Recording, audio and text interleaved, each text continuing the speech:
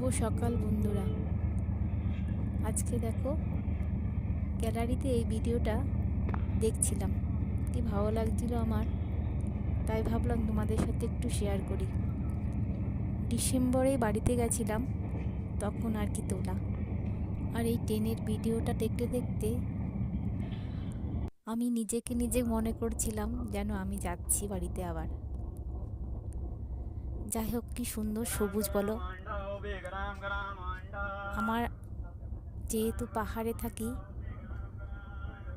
এই ট্রেনের যে একটা আনন্দ, এই সুন্দর একটা মুহূর্ত, সেটাকে খুব মিস করছি।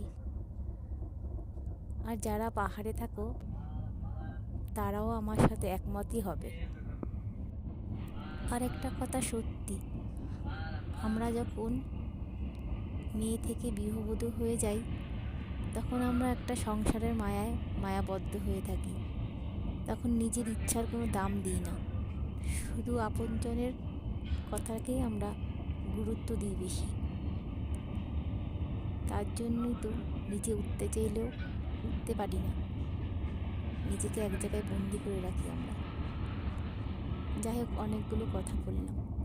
তোমরা কে কে ট্রেন চড়তে ভালোবাসো অবশ্যই কমেন্ট করে বলো। আর আমার মতন কাহারা পাহাড়ে আছো অবশ্যই জানাবে।